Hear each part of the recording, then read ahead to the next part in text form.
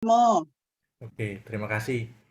Eh, Ketika saya diminta untuk memberikan renungan, lalu saya kepikiran dalam benak saya itu tema ini, kerahimannya yang tidak terbatas namun ditanggapi dengan keterbatasan. Memang seperti kalau kita lihat sekilas ini eh, permainan kata-kata gitu ya. Tetapi kalau kita melihat lebih lanjut nanti semoga bisa membantu Bapak Ibu semuanya untuk semakin memperdalam iman khususnya dalam berdevosi. Beberapa gambar yang saya ambil itu dari eh, karya Romo Bayu Edfra. Dalam pengalaman hidup kita, itu manusia itu diciptakan dengan cinta tak terbatas. Kita tahu dalam perjanjian lama, dalam kitab Kejadian kita diciptakan secitra dengan Allah dan bisa dikatakan bahwa kita sebagai makhluk yang paling sempurna dari segala ciptaan yang ada. Dalam perjalanan selanjutnya, manusia yang selalu dituntun untuk diarahkan menuju jalan yang terbaik. Maka saya mengatakan bahwa manusia itu diciptakan dengan cinta tak terbatas. Luar biasa anugerah yang Tuhan berikan kepada kita. Tetapi manusia punya keterbatasan dalam menanggapi cinta yang sangat luar biasa itu. Keterbatasan kita berbagai macam hal, dan setiap pribadi pasti akan berbeda-beda. Entah itu mulai dari pemahaman, pengetahuan, karena adanya keterbatasan dalam kesehatan, keterbatasan dalam waktu, dan lain sebagainya. Dan setiap bagian demi bagian itu akhirnya mengisi iman kita, karena hidup kita ini berproses, dan proses itu selalu akan memberikan perubahan-perubahan dalam hidup kita. Kita berdoa pada malam hari ini, tentu ada sesuatu yang bisa kita dapatkan. Selanjutnya, ke depannya kita berdoa lagi, kita akan mendapatkan pemahaman baru, dan terus mengisi hidup kita, khususnya mengisi iman kita. Tentu Bapak Ibu yang mendalami akan lebih paham bagaimana hati Santa Faustina ini tentang kerahiman Tuhan. Kerahiman Tuhan akan kunyanyikan selama-lamanya. Di hadapan segala bangsa aku akan menyanyikannya. Sebab inilah sifat Allah yang paling tinggi dan suatu mukjizat tanpa henti bagi kita. Kerahiman adalah sumber hidup jiwa-jiwa dan belas kasihannya tidak terbatas. Kita tahu bahwa mengapa saya mengambil tema bahwa kerahiman itu menjadikan unsur yang tak terbatas lewat kerahimannya, tetapi kita menanggapinya dengan keterbatasan yang ada. Tuhan Yesus berkata kepada Santa Faustina, "Aku telah membuka hatiku sebagai mata air kerahiman yang terus mengalir. Biarlah semua jiwa menimba kehidupan dari mata air ini. Biarlah mereka menghampiri samudera kerahiman ini dengan pengharapan yang teguh. Orang-orang berdosa akan memperoleh pengampunan, dan orang-orang benar akan diteguhkan dalam kebaikan. Barang siapa mengandalkan kerahimanku, pada saat kematiannya, ia akan dipenuhi dengan damai ilahiku." Kiranya saya juga ketika membaca ini mencoba untuk merenungkan, rupanya luar biasa memang kalau kita berbicara tentang kerahiman dan bagaimana kita meneguhkan sebagai orang-orang yang berdosa. Jelas tidak mungkin kita mengatakan, wah nggak mungkin Romo saya bukan orang berdosa. Kita sejak ada di dunia ini sudah menjadi orang yang berdosa, dan kita mendapatkan keselamatan karena kita adalah orang-orang yang berdosa. Maka janji Tuhan itu disampaikan kepada Santa Faustina, "Aku tidak ingin menghukum umat manusia yang sedang sakit." Kalau saya merefleksikan, merenungkan, ini bukan hanya sakit secara fisik, tetapi bagaimana macam-macam hal yang terjadi. Sebaliknya aku ingin menyembuhkan mereka sambil mendekapkan mereka ke hatiku yang maha rahim. Aku menggunakan hukuman kalau mereka sendiri memaksa aku berbuat demikian. Tanganku enggan untuk memegang pedang keadilan. Sebelum hari penghakiman tiba, aku akan menggelar hari kerahiman. Artinya bahwa yang saya renungkan adalah bagaimana Yesus mengundang kita semua, Tuhan mengundang kita semua untuk datang kepadanya. Mencoba untuk menimba kerahimannya yang luar biasa sebagai orang-orang yang berdosa. Dosa dan kerahiman. Oleh karena dosa itu, hubungan baik antara manusia dengan Allah itu akhirnya rusak. Maka hanya lewat kerahiman Allah lah kita memulihkan hubungan kita dengan Tuhan sendiri yang rusak akibat dosa. Salah satu sarananya yang sudah ada di dalam gereja kita adalah bagaimana kita memanfaatkan sakramen tobat. Dalam sakramen tobat itu kita mencoba untuk menerima kerahiman Allah lewat pengampunan yang kita terima dari Allah dengan perantaraan para imamnya. Dosa tidak hanya dihapuskan, tetapi juga kita mendapatkan keselamatan ketika kita mampu untuk berserah dan menimba kerahimannya. Orang berdosa jangan takut menghampiriku. Ini cuplikan-cuplikan yang kiranya juga menguatkan kita semua untuk memahami memang kita menyadari bahwa kita orang berdosa tetapi hendak merenungkan dan menimba kerahimannya. Dan kalaupun dosa-dosa suatu jiwa tampak hitam seperti malam kelam, apabila pendosa itu berpaling kepada kerahimanku, ia akan mempersembahkan pujian yang paling besar kepadaku dan ia merupakan mahkota kemuliaan untuk sengsaraku. Dalam kitab suci kita mengenal bagaimana bentuk-bentuk kerahiman ini dinyatakan dalam perumpamaan-perumpamaan. Seperti salah satunya bacaan yang hari ini kita renungkan dari Injil Matius bab 15 ayat 21 sampai 28 atau 26. Di situ bagaimana Yesus tidak membeda-bedakan orang, bahkan dia mencoba untuk memberikan kesempatan orang yang dianggap sebagai orang yang tidak layak untuk diselamatkan pun ketika punya iman, punya kepercayaan, maka ada rahmat tersendiri yang mengalir padanya. Termasuk juga bagaimana ketika ia mampu mempersembahkan pujian yang paling besar kepadaku, artinya saya merenungkan ini sebuah pertobatan. Kita paling mudah mengenal adalah kisah tentang anak sulung dan anak bungsu. Bagaimana mencoba untuk memahami bersama dengan bapaknya, mencoba untuk merenungkan bagaimana kehidupan mereka, adanya kembalinya anak dalam pangkuan bapaknya, itu merupakan bentuk pertobatan yang luar biasa. Pun terjadi juga dalam meskipun merasa dekat dengan sang sumber, tetapi ketika kita mampu menjernihkan pikiran kita seperti anak sulung itu, maka kita juga akan menemukan kerahiman yang luar biasa. Biarlah para pendosa yang paling jahat menaruh harapan mereka pada kerahimanku. Mereka memiliki hak untuk mengharapkan samudera kerahimanku. Dia yang tidak mau masuk melalui pintu kerahimanku harus masuk melalui pintu keadilanku. Artinya, kita akan diadili tanpa pertolongan Tuhan. Ini semua kutipan-kutipan yang ada dalam buku harian Santa Faustina. Lalu saya merenungkan begini, dalam sepanjang hidup kita merupakan bentuk nyata dari kerahiman Tuhan. Artinya, anugerah yang luar biasa kita terima itu tentu punya pengalaman, setiap pribadi punya pengalaman masing-masing. Bisa dikatakan kita selalu mengupayakan hidup dalam pertolongan Tuhan. Contoh yang paling dekat dengan kita, tadi kita menyampaikan wujud permohonan berbagai macam hal.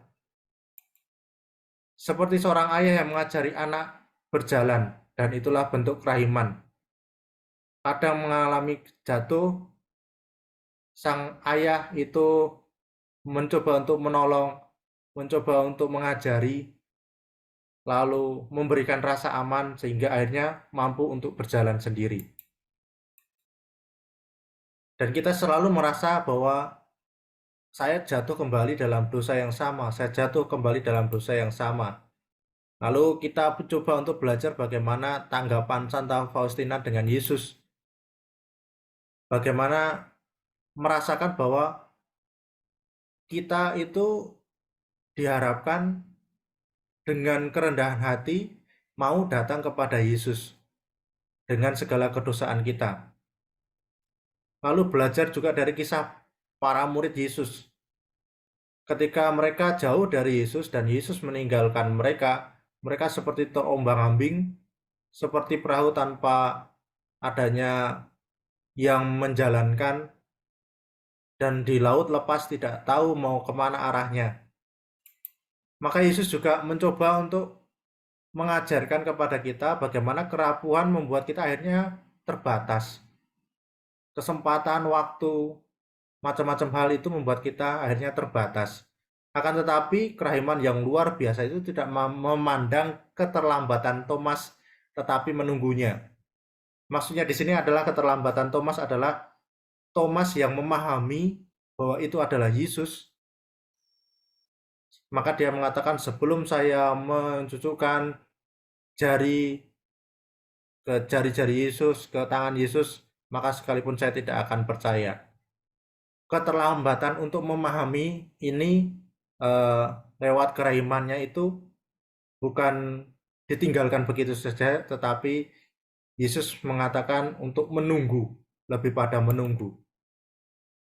Maka saya mencoba untuk mengaitkannya seperti ini. Situasi yang tidak memungkinkan kita untuk berbuat sesuatu akhirnya membuat kita lemah, kita semua sama dan kita semua berharga. Situasi COVID ini juga membuat kita juga akhirnya terbatas dengan banyak-banyak hal. Dan semua orang yang telah percaya tetap bersatu dengan segala kepunyaan mereka adalah kepunyaan bersama, dan selalu ada dari mereka yang menjual harta miliknya lalu membagi-bagikan kepada semua orang sesuai dengan keperluan masing-masing.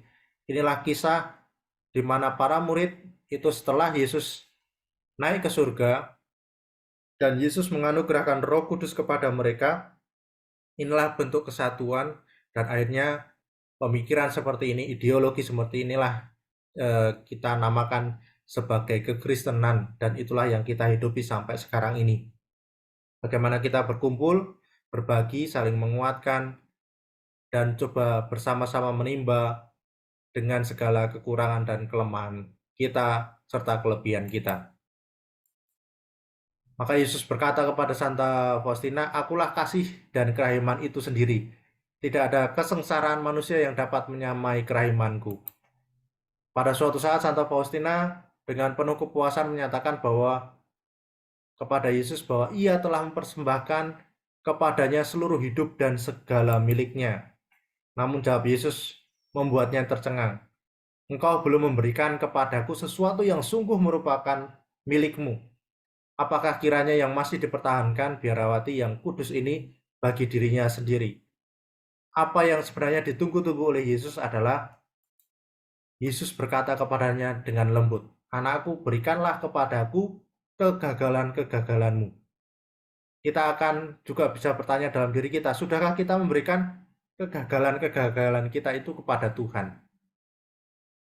Mungkin ini sudah membekas di hati Bapak Ibu semuanya yang berdevosi secara khusus.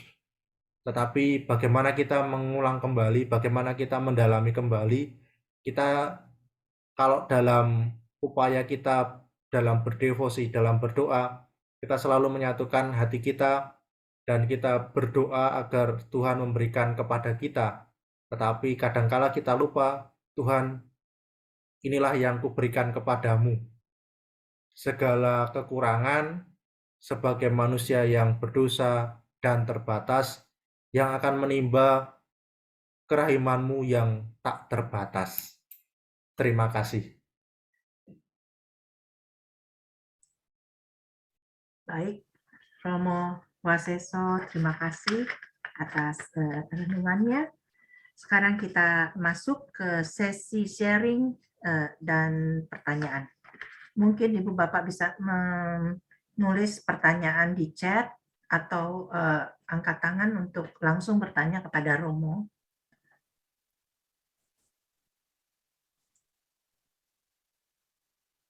Sampai saat ini belum ada pertanyaan di chat.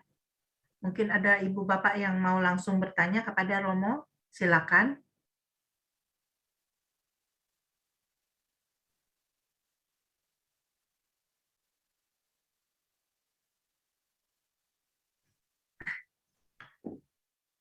Semua nggak ada pertanyaan, Ibu Bapak.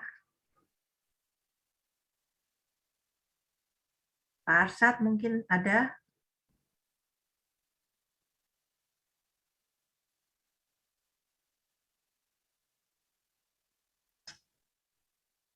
Silakan, Ibu Sabina.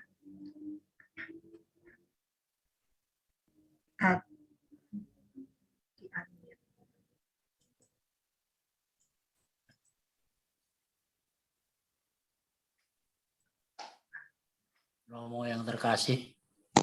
Ya, baru dibuka.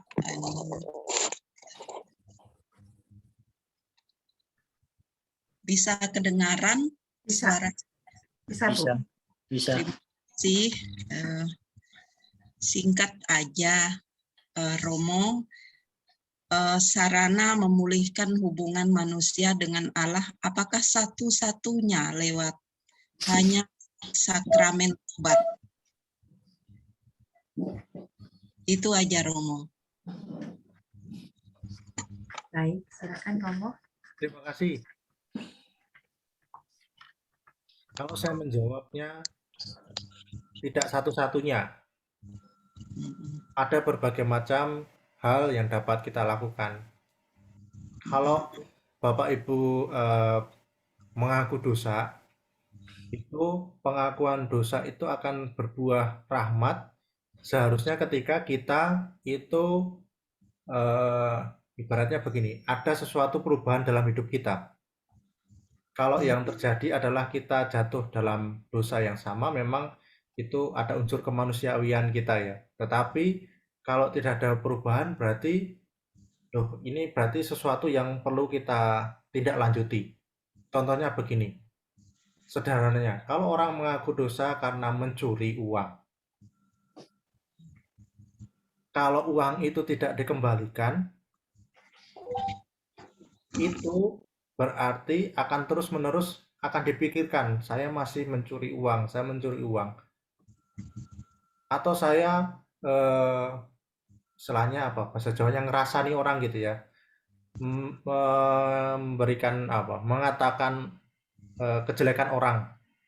Kalau kita tidak berdamai dengan sesama kita, ya akan tentu saja walaupun kita pengakuan dosa sesering mungkin pun itu tidak akan berbuah rahmat yang berlimpah. Maka saya mengatakan tidak persis bahwa itu satu-satunya bagaimana kita memulihkan dosa kita atau keretakan hubungan kita dengan Tuhan. Tetapi kita bisa melakukan banyak hal karena cinta yang nyata itu seharusnya imbang antara dengan Allah dan juga dengan sesama. Saya itu dekat dengan Tuhan selalu Romo gitu ya. Tetapi dengan sesama, ya terserah mau dia jungkir balik di situ ya terserah gitu. Pada faktanya kita itu hidup bersama dengan orang lain. Akan terasa bagaimana kita yang mengembangkan hidup, kedekatan dengan Tuhan yang luar biasa juga akan dirasakan oleh orang-orang di sekitar kita. Itu. Terima kasih pertanyaannya. Baik, Romo, terima kasih. Baik, Ibu Sabina, cukup jelas penjelasan dari Romo. Ya, sangat jelas. Terima kasih. Baik, terima kasih. Kita lanjut. Ada lagi yang mau bertanya kepada Romo? Oke, silakan Pak Kusdiar. Ya, terima kasih para ibu dan khususnya Romo yang terkasih telah memberikan renungan yang sungguh baik dan inspiratif bagi hidupku. Yang saya mau tanyakan kepada Romo adalah, saya itu sering mengakhiri doa dengan doa yang paling saya percaya kerahiman Allah yang luar biasa adalah, saya sangat orang berdosa. Seperti halnya penjahat yang disalibkan bersama Tuhan Yesus. Ya Tuhan, ingatlah akan daku bila Engkau datang sebagai Raja yang mulia dan berkuasa. Itu yang selalu saya ucapkan, Romo. Apakah itu juga mendukung proses pertobatan saya kepada Tuhan? Terima kasih, Romo. Ya, kita tahu bahwa dalam berdoa tidak ada benar atau salah gitu ya. Tidak seperti orang kayak ujian gitu ya. Jawabannya harus A, B. Kita berdoa itu dengan berbagai macam hal. Contoh, orang yang berdoanya dengan kata-kata yang bagus gitu ya, bisa menyejukkan, bisa jadi seperti itu kalau memang orang punya kemampuan. Tapi kalaupun sederhana sekali, bahkan Tuhan Yesus mengajarkan, berdoalah seperti yang saya ajarkan, Bapa kami. Itu lengkap sekali. Kalau tadi sederhananya, kalau Bapak mencoba untuk mengungkapkan doa seperti yang diungkapkan tadi, menurut saya sih luar biasa itu. Bagaimana menumbuhkan iman kita, kesadaran kita sebagai orang berdosa yang tentu saja mau untuk diangkat, mau untuk diselamatkan. Bahasa kita bersama adalah mau menimba rahmat kerahiman yang luar biasa itu. Dengan keterbatasan kita, maka saya mengatakan luar biasa sekali kerahiman yang tak terbatas ini, tetapi kita punya keterbatasan, entah dalam mengungkapkan bahasa, entah dalam pemikiran kita. Ya menurut saya seperti ini sudah baik, Romo. Ya nggak apa-apa. Kita nggak bisa menilai orang, wah kamu doanya kok kering sekali, kok begini. Kita tidak bisa, karena namanya doa itu kan komunikasi kita dengan, sarana komunikasi kita dengan Tuhan. Ya. Kalau semakin kita dekat, contoh antara ibu dan anak, itu komunikasinya kalau dekat pasti juga akan enak. Bisa cerita macam hal, bisa mengungkapkan banyak hal. Begitu juga kita sebagai anak-anaknya dengan Tuhan sendiri. Begitu. Maka silahkan dilanjutkan, dikembangkan, mungkin menjadi sharing bersama, bahwa ada semangat dalam berdoa ketika ditutup dengan doa, dengan kata-kata yang tadi Bapak ungkapkan. Luar biasa itu. Baik, Pak Terima Gus. kasih, Romo. Terima kasih sekali Ya, Sama-sama. pada Romo, agar Romo juga tetap sehat dan semangat untuk pelayanan. Terima kasih, Romo. Sama-sama, terima kasih. baik. Terima kasih Romo atas jawabannya. Kemudian ada pertanyaan dari Pak Teddy di chat ya, Romo. Bagaimana Sorry, dengan itu Suster Winanda ada raise hand ya. Suster Oke. Winanda. Oke, Suster, silakan Suster.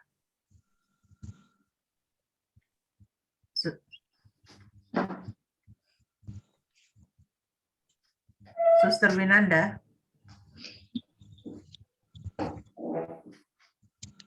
Mungkin belum.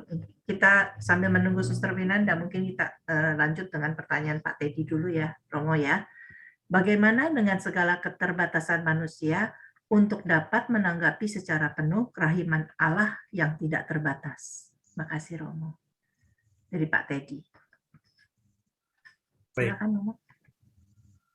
Ini sebenarnya kan tema besar yang saya angkat gitu ya. Kita manusia punya keterbatasan macam-macam hal.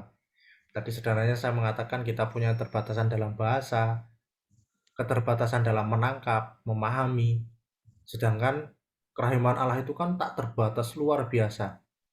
Setiap pribadi kalau ini dikumpulkan, misalnya berapa orang ini, 97 atau 100 orang ini, pasti akan memperkaya. Paling sederhananya kalau satu orang mengungkapkan apa sih yang didapat dari kerahiman Tuhan yang luar biasa, itu pasti akan menjadi sekitar 100 macam hal yang berbeda. Yang diungkapkan pasti tidak persis sama.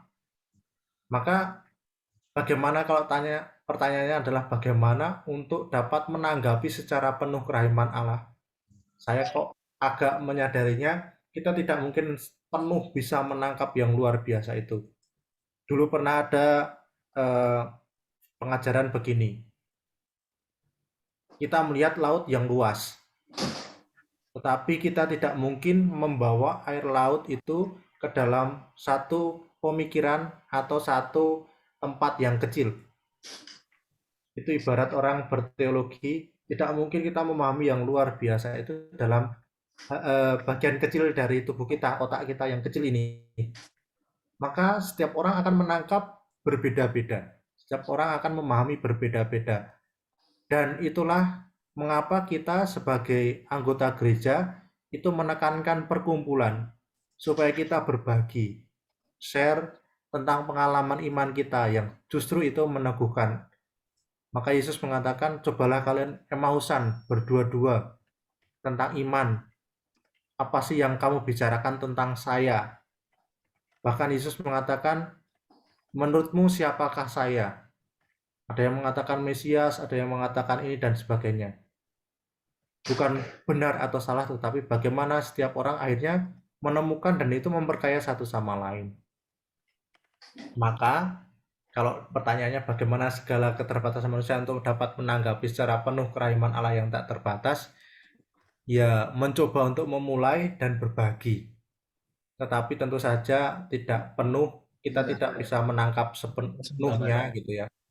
Tapi kita akan terus berproses dan pasti akan terus menemukan sesuatu hal yang baru dalam hidup kita. Dan itu memperkaya iman kita. Terima kasih. Baik. Terima kasih Romo atas jawabannya. Pak Teddy cukup jelas ya untuk jawaban Romo. Cukup. Baik, sekarang kita persilakan Suster Winanda untuk bertanya. Terima kasih Bu, terima kasih Romo. Saya tidak bertanya, hanya saja sedikit agak terkesan saya pertanyaan seorang ibu tadi ya. Maaf ya Romo, saya tidak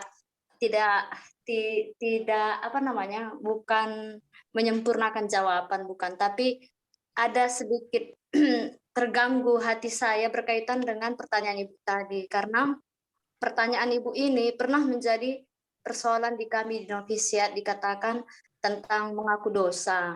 Jadi jawaban Romo tadi memang sudah sangat jelas, tetapi pernah dikatakan kepada kami ya, kamu melakukan kebaikan tidak cukup, begitu. Memang mengaku dosa itu dihapus tidak satu-satunya hanya melalui pengakuan dosa, tapi harta gereja salah satunya adalah dengan menerima sakramen tobat. Jadi diajarkan kita tidak cukup melakukan kebaikan tanpa mengaku dosa kalau kita ada salah atau dosa gitu ya. Mengapa? Karena kami diingatkan bahwa berbuat baik itu ternyata tidak cukup, karena kita butuh berdamai dengan diri kita, butuh berdamai dengan Allah dan gereja, begitu. Karena pernah salah satu dari kami juga membenarkan orang yang berbuat baik saja gitu, tapi tidak pernah merasa berdosa. Dia merasa dengan kebaikannya yang dilakukannya tanpa mengaku dosa. Seperti itu Romo. Jadi agak terkesan saya tadi pertanyaan ibu yang pertama tadi, begitu saja sih. Memang bukan satu-satunya, tapi kita mesti mengaku dosa karena ternyata tidak cukup juga hanya kebaikan yang kita lakukan atas dosa-dosa yang telah kita lakukan untuk menebusnya, seperti itu. Karena kita juga akan diberi ya untuk diberikan kepada gereja lewat imam untuk menghapus dosa kita, dan memang dikatakan pergilah dan jangan berbuat dosa lagi. Nah, itulah konsekuensinya. Orang yang mau bertobat ya tetap harus konsekuensi untuk berubah hidup baru, tetapi ya tetap ya harus ngaku dosa juga, walaupun tetap melakukan kebaikan begitu. Terima kasih, maaf Romo, saya agak terkesan tadi pertanyaan ibunya itu saja. Baik, terima kasih Suster untuk komentarnya. Ibu Bapak ada yang mau bertanya lagi? Bu Pingping itu masih ada di atas, ada 2 pertanyaan di Bu Silva dan Ibu Lianjaya. Oh, Dari Bu Silva, Romo, keterbatasan itu datang dari kita.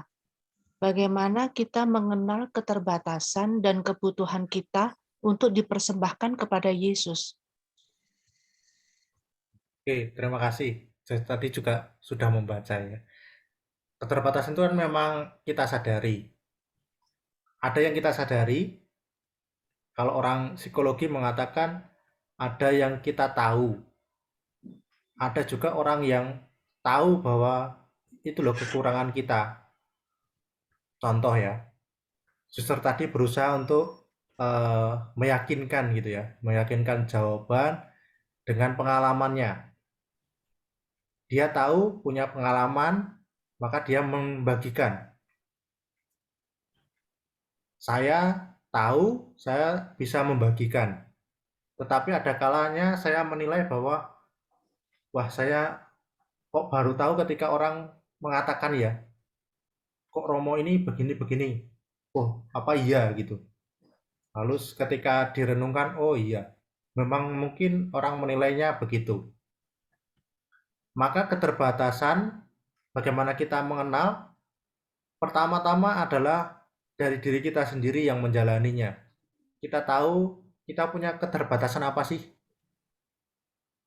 Yang kedua adalah ketika kita berkumpul dengan sesama kita berbagi lalu mulai lah, misalnya berbagi cerita lah, gimana tuh kok sering berdoa tetapi kok masih mengeluh dalam hidup, apakah memang berdoa itu tidak membuahkan sukacita atau bagaimana, mungkin kita perlu mengubah kata-kata kita, atau jangan-jangan kita memang perlu menyelaraskan antara doa kita dengan perbuatan kita sehari-hari.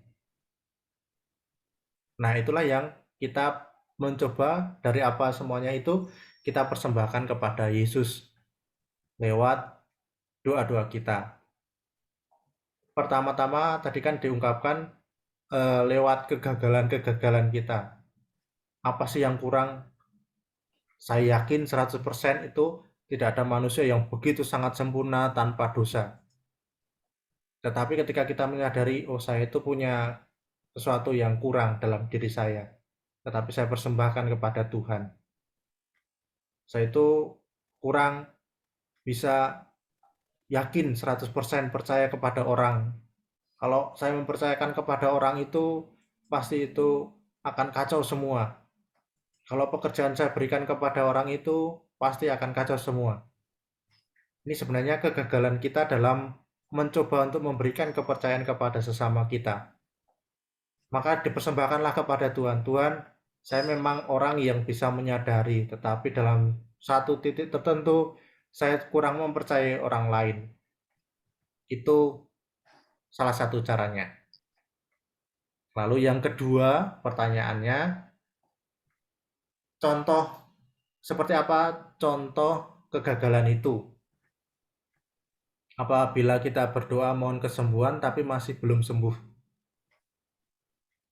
Ini pasti akan dialami banyak orang ya. Kita berdoa berulang kali sudah, atau bahkan mengatakan novena untuk berdamai dengan sesama aja, Yesus tidak mengatakan 1-2 kali.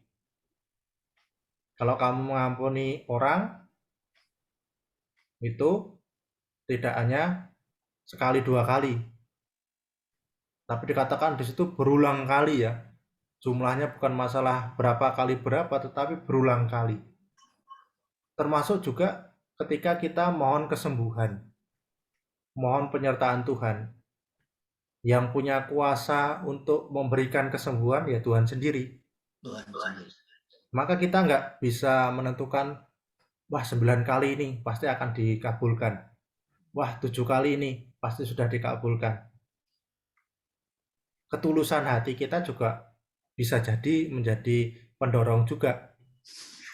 Bagaimana kita memang mengharapkan, mensyukuri lewat doa-doa kita. Begitu.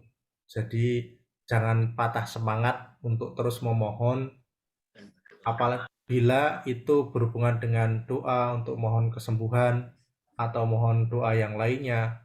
Kalau kita meminta dalam kehidupan sederhana saja, kita kalau meminta tolong kepada orang kadang juga tidak hanya sekali dua kali. Tolong dong mimpin doa, wah jangan saya. Tolong dong besok bagian nyanyi ya. Waduh jangan saya, suara saya itu jelek sekali, nanti malah diketawakan orang gitu. Ya tolonglah bulan depan latihan dulu. Ya jangan bulan depan lah, 3 bulan lagi. Kadang orang meminta sampai ya akhirnya ya sudahlah nggak ada orang lagi, memang ya seperti itulah contohnya yang mungkin juga pernah kita alami. Begitu juga kita tak henti-hentinya untuk memohon dan mensyukuri karya Tuhan itu dalam hidup kita. Contoh kegagalan itu ya bagaimana kegagalan kita dalam mensyukuri lah, paling sederhana ya, kita diajak untuk mensyukuri segala anugerah yang ada. Maka sebenarnya kalau kita melihat memilah-milah doa Bapa Kami itu kan ada banyak hal. Ada permohonan, ada rasa syukur, ada juga berdamai dengan sesama, Ya. dan itu sangat kompleks sekali. Begitu. Semoga menjawab 2 pertanyaan dari Bu Silva dan Bu Ian Jaya. Baik, Romo. Oke, kita masuk lagi. Ada Ibu Laura itu. Ibu Laura. Ya. Boleh mungkin Ya. langsung. Langsung klik unmute, Ibu Laura.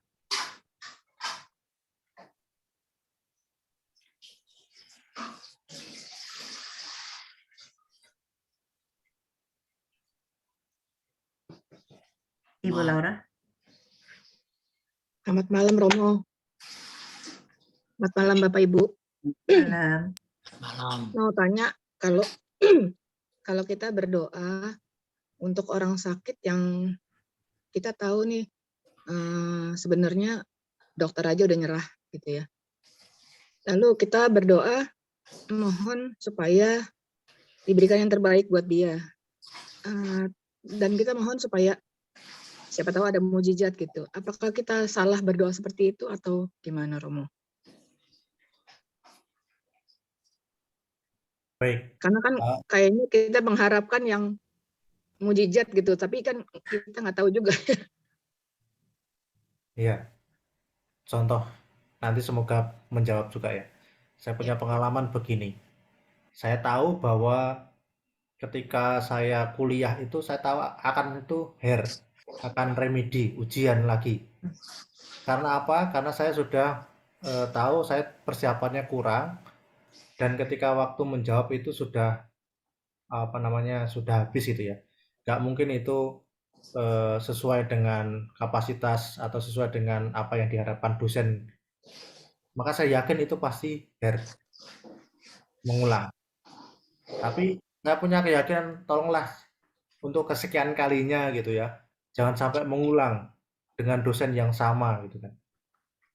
Maka saya mencoba itu menseriusi doa saya. Jadi sebelum hasil pun keluar, saya juga mencoba untuk itu. Dan kalau mau dilihat, ya hasilnya ya akan tetap karena itu jelas. Saya yang memang tidak mengusahakan.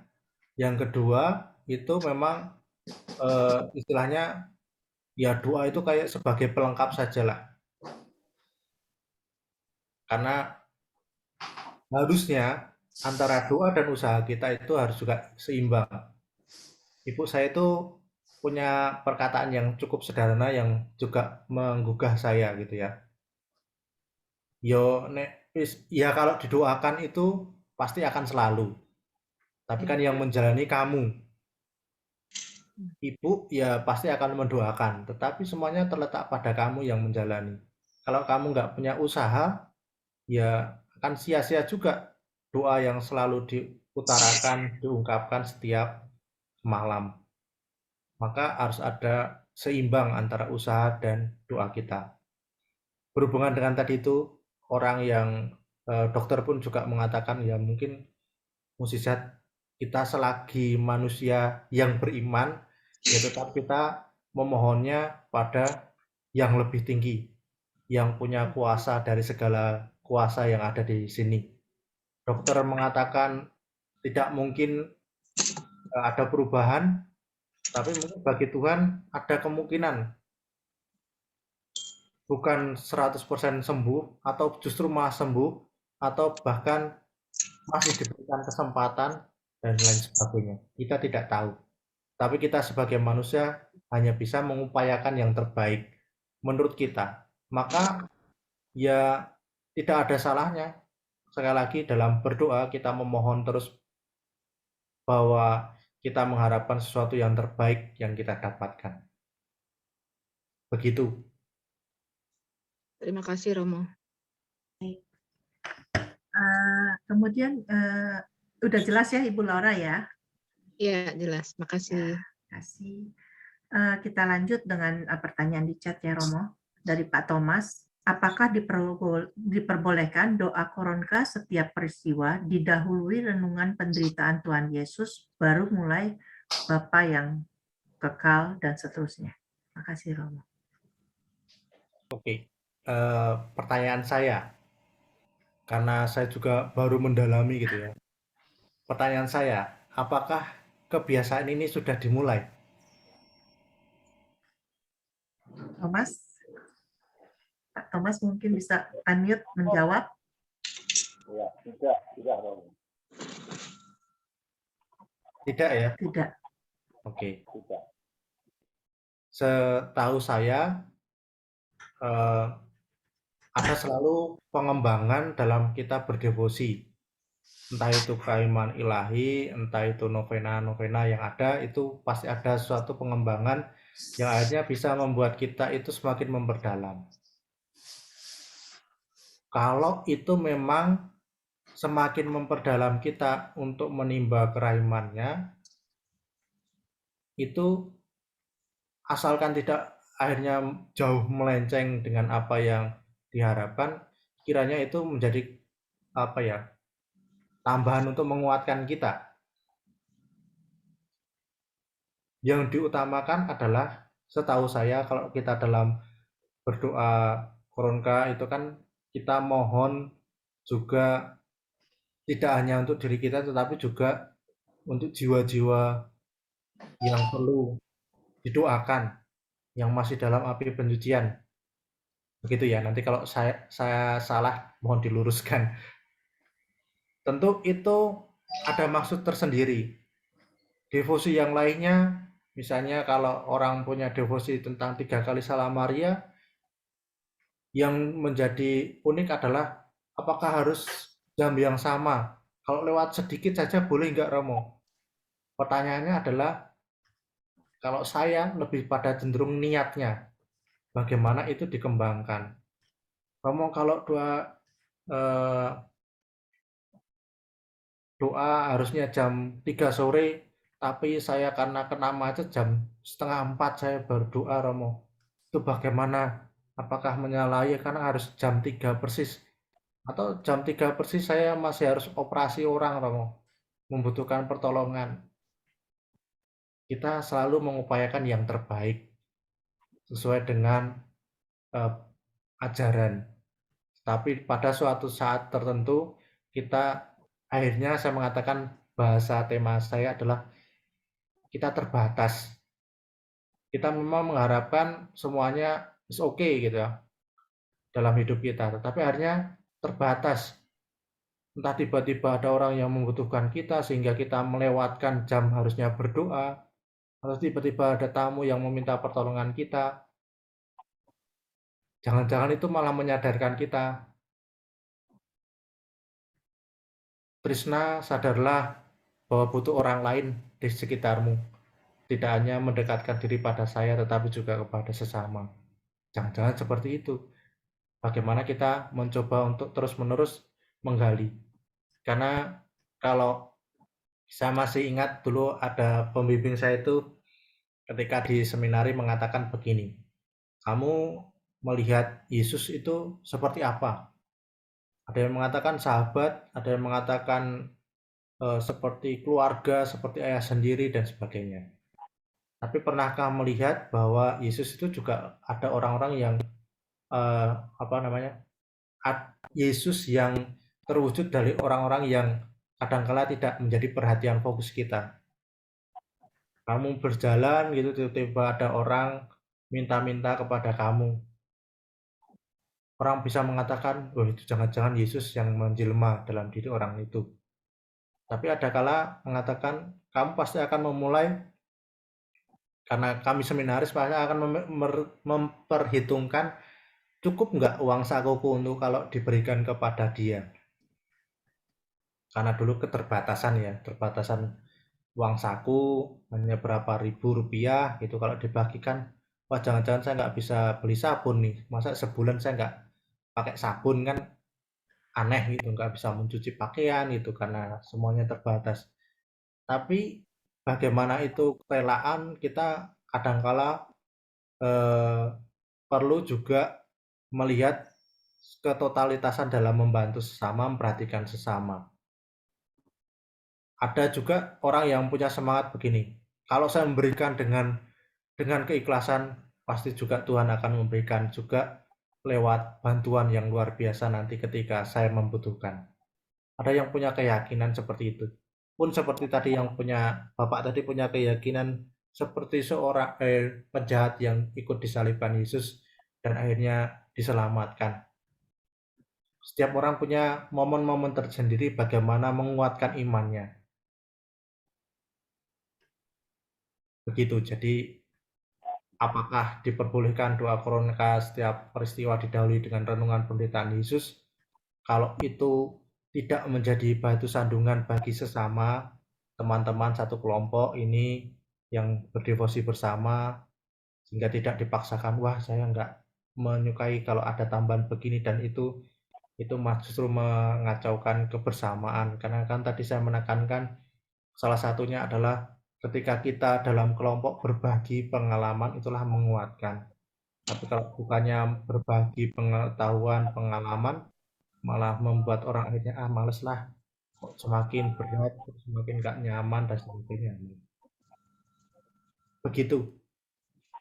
Semoga menjawab. Baik, terima kasih Romo. Pak Thomas, udah jelas dengan jawaban dari Romo? Ya, cukup jelas, Mo. Nampaknya dari kelompok kami masalah doa koronka yang disebutkan juga renungan Tuhan Yesus itu tidak menjadi batu sandungan bagi kami. Justru sangat lebih mendalam. Ya, itu karena apa yang disampaikan di dalam renungan itu bukan kami yang membuat, tetapi kami menerima dari yang membimbing kami, yaitu buku kecil ini, buku kecil seperti ini. Ya, ini ada renungan 5 renungan terhadap Tuhan Yesus. Nah, ini yang kami mendapatkan doa koronka ini, pengajaran doa koronka ini kurang lebih pada tahun 2013 atau kurang lebih 2014 oleh almarhum Pastor Cesos SPD. Dia juga almarhum. Mungkin kalau tidak salah, Pastor Cesos ini datang dari Polandia bersama 2 orang gitu ya. Mungkin kalau nggak salah Pak Stephen lah. Nah, itu. Jadi beliau adalah termasuk salah satu pembawa devosi kerahiman ke Indonesia. Nah, beliau terakhir di Bejawa, di Taman Kerahiman di Bejawa sana.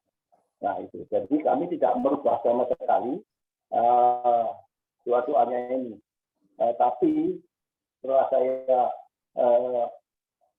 melihat berkecimpung di dunia online, kok jarang sekali ya saya itu menemukan setiap kelompok-kelompok ini, setiap doa itu tidak disertai renungan seperti yang diajarkan beliau itu. Jadi ini yang saya pertanyakan. Jadi dengan renungan ini, kadang-kadang itu sampai kita bisa menangis. Ya, kita nggak merubah satu kata pun dari buku yang diajarkan beliau itu. Nah, itu. Jadi itu yang setiap di kelompok kami, setiap minggu, setiap Jumat, pasti kami melakukan ini. Terus, nah, takutnya saya waktu mendengarkan dari Pak Stephen lah, bahwa doa Korinka itu tidak boleh ditambah dan tidak boleh dikurangi. Nah, apa yang maksud ditambah dan dikurangi itu di sini, kalau ini ditambah, ya ditambah. Sedangkan renungan kelima itu satu, yang pertama merenungkan luka-luka kepala Yesus yang dimahkotai diri. Yang kedua, luka-luka pada kedua belah tangan Yesus. Yang ketiga, luka-luka pada kedua belah kaki Yesus. Yang keempat, luka-luka pada seluruh tubuh Yesus. Dan yang kelima, luka teramat khusus pada lambung Yesus. Nah, itu. Karena itu penjabarannya ada. Itu saja, terima kasih, semoga ini tidak menjadi batu sandungan bagi kami, tetapi bagi saya pribadi, ya, setiap harinya itu tidak selalu doa Korinka pakai renungan ini. Jadi tinggal kebutuhan kami dan waktu kami. Misalnya waktu terlalu mendesak, ya cukup apa yang ada di buku catatan harian Santa Faustina itu saja. Ya. Terima kasih atas penjelasannya. Sama. Pak Thomas, terima kasih atas pertanyaannya. Pak Gunawan ada menambahkan bahwa cara berdoa Korinka bisa dibaca di buku harian Santa Faustina nomor 476. Mungkin Ibu Bapak Devosan bisa membacanya juga. Baik, apakah ada pertanyaan lagi? Boleh, Bu. Ya, silakan Pak Kusdiar. Saya sudah agak lama mengikuti dan membaca serta merenungkan buku catatan harian Suster Faustina. Kemudian pada saat ibu saya sedang mengalami sakaratul maut, kami teringat dan kami daraskan dengan doa Korinka. Karena sebelumnya kami doa itu, ibu saya sangat gelisah sekali. Dan setelah ini sebagai sharing saja, setelah kami doakan, kalau tidak salah 3 kali doa Korinka, rupanya telah memberikan waktu, menganugerahkan waktu yang terbaik untuk ibu saya, dan akhirnya 3 kali doa Korinka dipanggil Tuhan. Terima kasih Tuhan Yesus, Engkau sangat murah hati dan maha rahim untuk mengampuni dosa-dosa ibu saya. Begitu sharing saya, Romo. Terima kasih. Baik, terima kasih Pak Kusdiar atas sharingnya. Ya, memang dalam salah satu buku catatan harian Santa Faustina memang yang pernah saya baca, memang doa Korinka itu sebenarnya adalah doa pengiring di saat ajal, menjelang ajal ya, Pak ya. Mungkin begitu ya Romo ya. Pernah saya baca seperti itu dan memang saya juga pernah mengalami yang seperti Pak Kusdiar alami. Jadi saya juga baru mendoakan, tapi saya punya 3 hari. Dan setelah itu memang saudara saya itu meninggal. Dan dalam ketenangan kita bisa merasakan dia tersenyum gitu. Padahal sebelumnya ya teriak-teriak, kesakitan, ketakutan. Ya. Seperti itu. Ya, iya Bu, betul. Ya, itu aja sih yang saya juga bisa ikut share. Baik, apakah ada pertanyaan lagi dari teman-teman? Ya. Iya. Ya, sekarang karena waktu juga sudah malam. Baik, kita akhiri untuk tanya jawab pada hari ini. Terima kasih Romo Waseso atas pengajaran dan juga untuk menjawab pertanyaan-pertanyaan. Baik, kita selesaikan untuk sesi tanya jawab ini.